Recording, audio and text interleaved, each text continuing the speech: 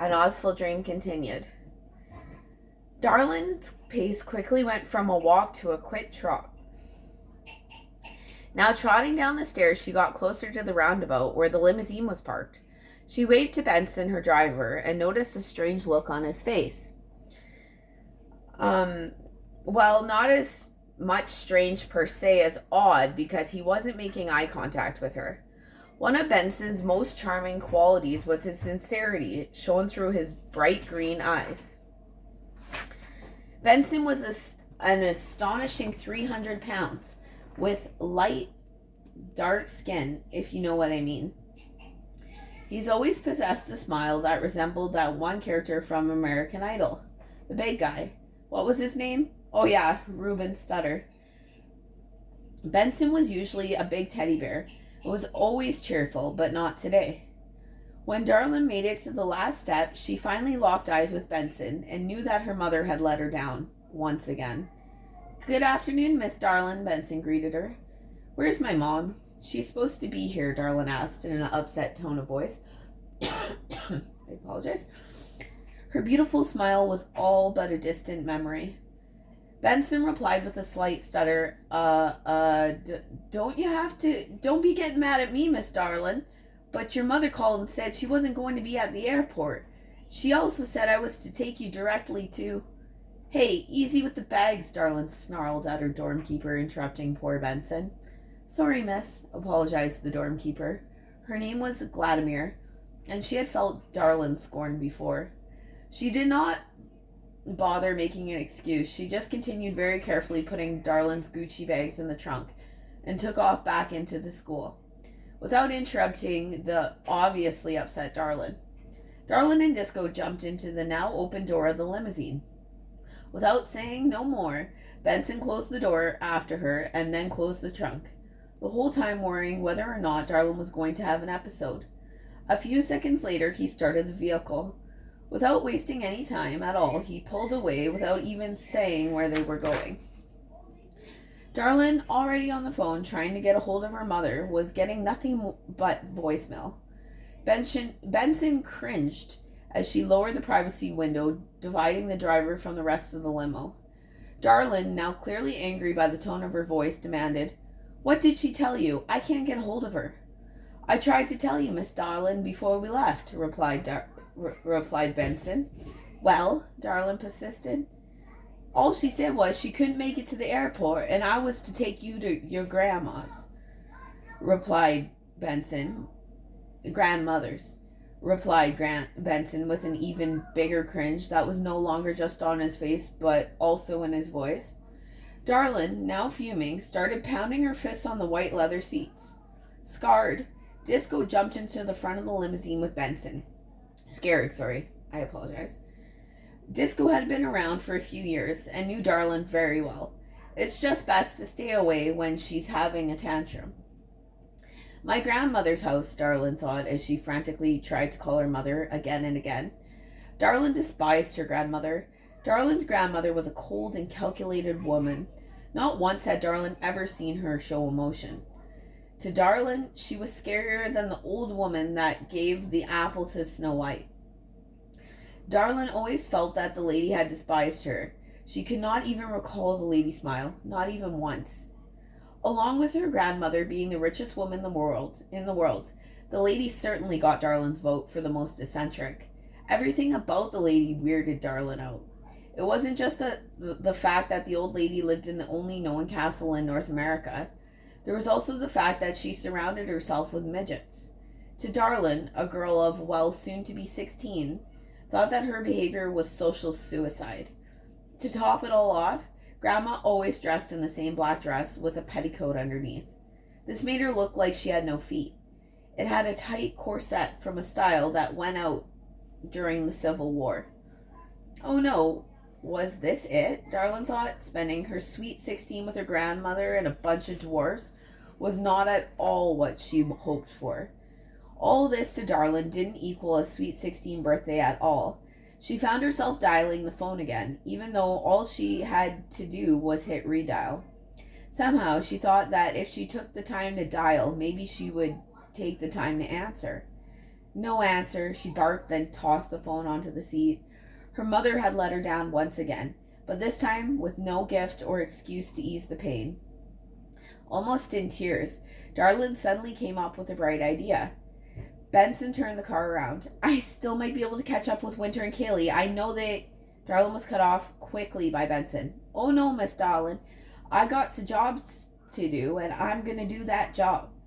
Have you ever been to my grandma's? Darlin asked, emphasizing the word been. No, but I've seen it on the History Channel, Benson replied with excitement in his voice. Well, it's not exactly the kind of place where I'd like to spend my 16th birthday. The place is pee-junk, rebutted Darlin. Benson, with a truly sad voice, replied, I'm so sorry, Miss Darlin. I got a job to do. Darlin internally admitted her defeat, then rested her head back on the seat. Even though her grandma was less than 1 hour away from St. Mary's, Darlin still had not been there since she was transferred to St. Mary's. In fact, she had not been there since she was a kid. Her father was still alive back then. Sure, she'd seen her grandma at the usual family functions. Christmas and Easter were always hosted by Darlin's mother at their mansion in Beverly Hills. Darlin could only remember being at the castle once before. The only faint memory she had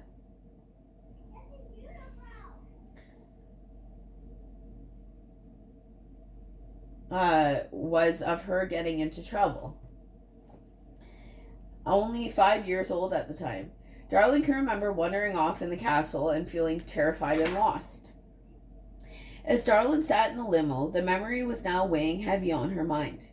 The more Darlin thought about it, the more she could remember. She started to recall the 11-year-old memory more vivid than ever. Darlin could remember that there was a giant globe covered in a red satin sheet. Suddenly, she remembered as if someone had just reminded her. It was the globe that had scared her when she peeked under it. She seen faces, and they were calling out to her, Help, Darlin, help! As she tried more to remember, she recalled being found by her mom. This soothed her as she remembered being coddled for the rest of the day by her father, who died shortly after that in a car accident. That was it, she thought.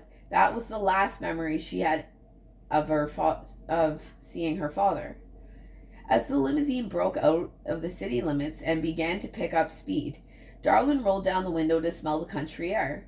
She could not quite put her finger on it, but for some reason, the fresh air of the country made her feel at home. Perhaps it was the fact that she had always been in urban centers, but she loved it. Having spent not much time in the country lately, made the air seem like a nice treat. As Darlin took in the country air, her anger seemed to be soothed away. She soon found herself with the sunroof open, standing at waist level, facing backwards to avoid the wind blowing directly on her face. She could feel the warm country air blowing through her pigtails. She tried lifting her arms up to fight the wind, but it was too strong. The feeling complete and utter peace came over her. The funny thing is, for a moment, she had forgotten her mother's letdown and where she was going and was actually happy. As the limousine slowed down and began to turn a corner, she opened her eyes to see where they were. To her left, about 700 yards from the road, was her grandma's house. Immediately after turning the corner, the limousine pulled up to the outermost gate of the grounds. Darlin now turned around, facing forward, still standing out the sunroof, began to frown. In the middle of a black metal front gate, Darlin could see a little round hole. A man peeked out, then shut it, then closed the little peek hole. A few seconds later, the black gate began to retract slowly. The first 300 yards or so, the gate was kind of creepy, to say the least. On either side of the driveway stood several rows of ancient grapevines that had long since died, leaving what looked to be a petrified remains of a thorn bush. Every row was all dried up, with no hopes of ever bearing any grapes again. The dark gray vines that used to grow grapes kind of looked like they were some kind of hybrid crossed with a rose bush. Darlin had never seen the likes of it before. The fact that these dead vines of never-ending thorns even existed on someone's front lawn was more evidence that her grandma was more eccentric than Darlin had thought. The entire driveway of all 700 yards of it was paved with some type of white quartz brick that reflected the most peculiar shine when the sun hit it at certain angles. It seemed to shimmer in the sun and almost blind you from time to time. Now, in complete awe, Darlin stood staring directly ahead at her grandmother's house, which was really a real-life castle. Her serenity was immediately replaced with the reoccurring memory of her childhood experience at the castle. As the limo slowly proceeded down the driveway, Darlin could see little people doing yard work. When I say little people, I do mean little people. They were midgets. They were all looking very curiously at Darlin as she drove by, nudging one another to take a look. Darlin muttered to herself, "She is so weird," as she tried not to make eye contact with any of them. Now, just to give you an idea of the magnitude of this castle was one of the top 10 largest castles in the world. It also had a Guinness Book record of being the only one built within the last century. Just beyond the skeletons of the ancient vineyard, they came upon the castle's protective outer wall. A massive wall capable of fending off foreign attacks from armies long ago. Now, looking straight upon the outer wall, Darlin could see that it was made up of 4 main turrets, with a drawbridge directly in the center. The white driveway they were driving on ended at the drawbridge. The drawbridge was wooden, of course, and had a unique metal bindings blackened with time. Underneath the already lower drawbridge was a moat. Darlin was quickly reminded of the witch's castle from The Wizard of Oz, and thought back to what her classmates laughing at her in after class about her dream. Was she psychic? Was her dream somehow foretelling that she would be coming here? She had read in the Wiccan handbook that some witches have the gift of foresight. She pondered this for a moment and went back to taking in the awesome landscape and castle. The outer wall stood at least 50 feet high, with the turrets reaching an excess of 75 feet. Each turret was about 10 meters in diameter and rose above the wall in the shape of a cereal bowl, with a stone teeth emerging around the top of the bowl. All the turrets were encased by a tall, almost wizard hat-shaped roof that had a ball on top of each of them. From Darlin's angle, she could tell each turret was manned or lit with a luminous glow of fire burning inside. Looking down below the drawbridge, Darlin could see the lifeless black moat. The black still water had the same depth as the color of the pupil of an eye. This gave Darlin the feeling that it was somehow watching her. She had never seen water like this before. The outer wall and the entire castle was made from the dismantle and purchase of medieval castles. Her grandmother had somehow swindled from the People's Republic of Romania many years earlier in their time of need. The story goes that Greta Haywood had claimed to be of Romanian descent. She told the people of Romania that she was going to restore the greatness of Romania by purchasing the historic remains of their long since destroyed castle.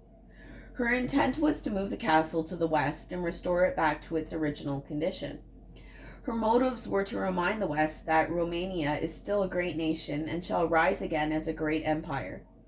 The price she offered cleared half their country's deficit, at a time when economic disaster was evident for them. This made it hard for them to turn down, and they agreed to sell.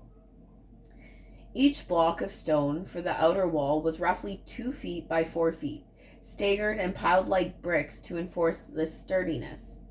Growing out of the moat, reached up over the turrets like creepy fingers, were ferocious-looking vines with purple leaves of ivy. As the limo came to a slow halt just before the drawbridge, 2 little people emerged from what one could only imagine or conclude as the creepiest guard shack one could ever imagine. For this was not actually a shack, but a huge base of a hollowed-out tree. The diameter of the tree was at least 20 feet. Although the tree was dead, it still had life, for it was also covered in a creepy purple vines that grew out of the moat. making the tree look like a whole new species of tree with purple leaves wrapping around each branch. The two little people waddled over to Benson's now undone window. They were wearing a strange uniform that looked like the old children's play toy of the monkey sitting with the two symbols. Except their vests and pants, instead of striped yellow and red, were dark purple and green. They even had the rounded hat with a tassel coming out of the top. After talking to Benson, one of the little people waddled his way to the back of the limousine. He opened the door to look inside, only to see Darlin's legs and Disco frantically barking. With great fear, the little man jumped back and closed the door. After checking the trunk, the little man came from behind the limo into the sight of his partner and gave an approving head nod. Darlin could see the little man gesture to Benson to move on. As the limousine started to accelerate across the drawbridge and through the castle's outer wall, Darlin observed that the wall must have been at least 25 feet thick. As they drove through the center of the wall, where she could see a small tunnel lit with torches, tall enough for a little person to walk through, she looked on the other side and could see that the tunnel went both ways and as far as she could see. As the limousine emerged from the darkness of the tunnel, the sun momentarily blinded Darlin, as she was still standing outside the sunroof. After adjusting her eyes with her hand, she came face to face with the actual castle itself. The castle was made of the same stone as the outer walls, but seemed to be more eerie in appearance. There was no purple vinage like the other wall, just that black mold you see on really old churches. The castle looked like a cross between a Disney creepy castle and a Mount Newell vibe from a Dr. Seuss story. There was 5 massive towers, each rising higher than the one in front of it. All the towers seemed to possess the same characteristics of the churches of the outer walls, but on a much larger scale. They each only had one opening and were 5 times taller than any lighthouse she had ever seen. Now, as the limo was approaching the last 350 yards to the castle, its silhouette seemed to cast a shadow that sent chills down Darlin's back. As they drove out of the sun and into the shade area, Darlin was reminded of the size, for its shadow seemed to have its own chilling temperature. All throughout the courtyard stood magnificent manicured hedges carved into an array of living, breathing statues. Darlin could see a few little people up on tall ladders with machines working on one side of the hedges. It was shaped into a 25-foot hourglass. Edward Scissorhands himself could not have sculpted any better. As the shadows seemed to get colder and darker, as the limo proceeded forward, Darlin reclused back into the limo, shutting all the windows in search of warmth. Looking out the window at ground level, Darlin could now see more crews of little people waddling about doing various jobs all over the grounds. She found one peculiar sculpture of a wine glass amusing, puzzled as it seemed to defy gravity. As they approached the front of the castle, the limo veered right as it went around a giant turnabout. In the middle of the turnabout was an elaborate fountain of a twister. The company crest, which was a 4-direction pointer of northeast, southwest, that you might find on any map. The only difference was that south and north are switched around. I suppose it's to say that the twister had swirled about the 4 winds. The limo made its final turn and came up to a stop in front of the long stairs leading up into the castle. After hearing a little bit of rustling about, Darlin could hear Benson's door open. She felt the limo shift as his massive weight left the limo. A few seconds later, her door was opened, and Benson offered his hand to help Darlin out of the limousine. Darlin placed one foot out of the limousine and looked up at the castle and was mesmerized by its stone-cold demeanor. It was taller than any of the buildings in downtown Kansas. Darlin placed Disco on the lightly pebbled ground, then commanded, "Go potty." Disco barked twice and scurried off to go do her business. As they waited for Disco to do her deed, Benson said, "You know, I seen a TV special on this castle, but the camera can't quite capture the presence of it. Darlin responded, "It looks like a creepy witch's castle, and wait until you meet Grandma. She's a real piece of work." Benson replied, "I just think the whole thing is so neat." Excitedly, he motioned to Darlin up the stairs. Darlin called out, "Disco! Disco!" Disco pranced from underneath the limousine and followed the two up the stairs. Benson asked, "What's with all the little people?" Darlin replied, "You mean midgets? I don't know. I think she runs some foundation for them or something."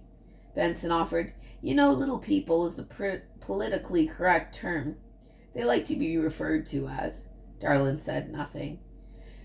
Benson muttered to himself, "I guess it's true. The richer they are, the more eccentric they are."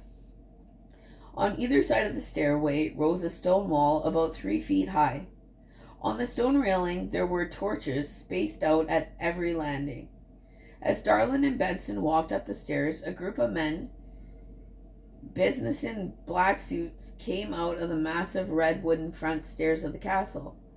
They met up about halfway up the stairs. "Good day to you, madam," one of the men said. As he passed them on the stairs, Disco was confined in Darlin's arms as soon as she had seen them emerge, because of her constant need to meet and greet everyone. Darlin thinks it's Disco's defense mechanism. She always ran up to people licking, jumping, and looking very cute, until they acknowledged her. Then she would run back to Darlin.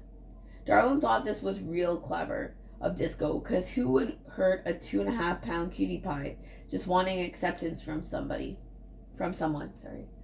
Darlin responded, "Yes, it's a good day," actually thinking it was the worst day she ever had. When they finally got to the top of the stairs, both were huffing from the strenuous walk up. Even the great Lance Armstrong would need a breather after that hike. They were greeted by 3 little men. One spoke in the deepest voice Darlin had ever heard. She almost started to laugh, but could recall meeting him before. It was the voice that she remembered. How odd it seemed that there was such a deep voice coming out of such a little person. Sorry. Are there any bags to carry up?" the deep voiced little man asked. "Yes, in the trunk," Benson replied. 2 of the little men marched down the stairs to retrieve the bags. "Sorry, did I say in the trunk?" Benson replied. 2 of the little men marched down the stairs to retrieve the bags. Then deep voice looked up at Darlin. You probably don't remember me. My name is Thurston, your grandmother's personal assistant." Darlin looked calmly down at him with a cockeyed smile. "I remember you." After looking about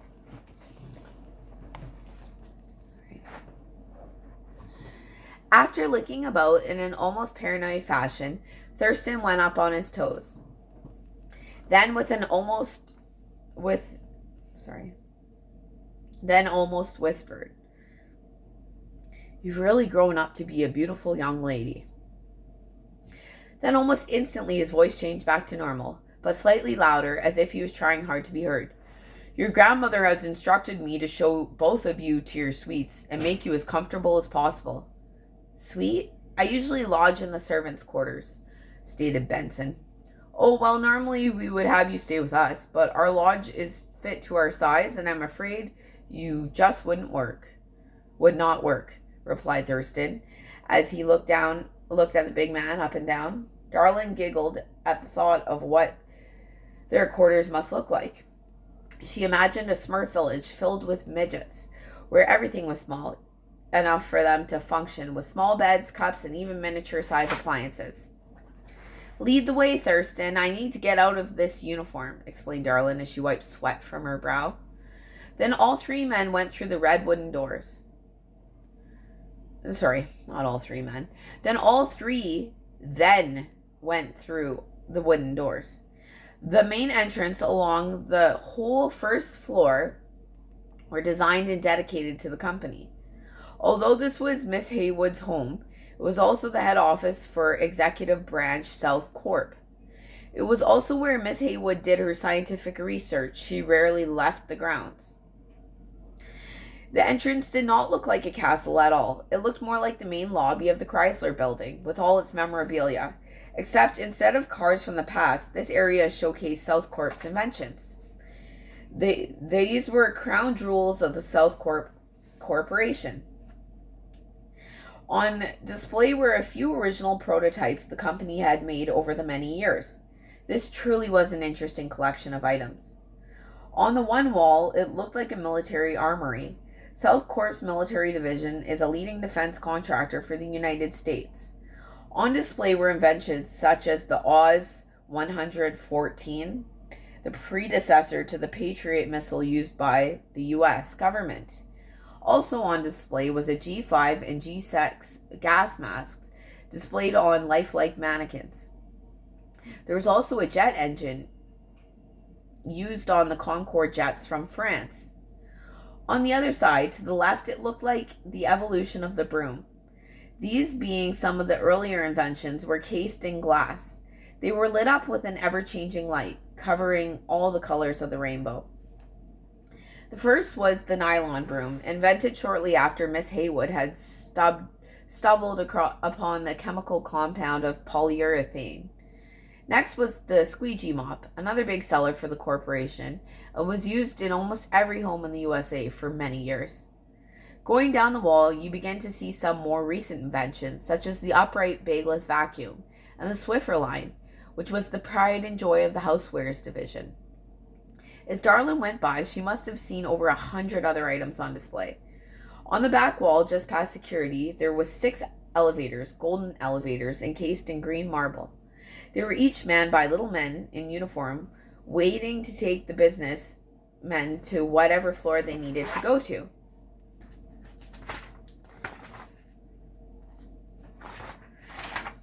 As they made their way to the security check, Darlin could see Benson was falling behind. He was trying to read the gold plates for each display. By the time Thurston and Darlin reached the security gate, Benson was nowhere in sight. Thurston quite grumpily huffed and went back only to find Benson posing beside the copper metal suit for diving. He asked the passerby to take his photo. "Sorry, I just had to get a shot of this. My mom was a big fan of 20,000 Leagues, explained Benson. Annoyed Thurston replied, "There will be a time for that later. Shall we continue?" Turning on his heel like a military man and walking towards the back of the security check.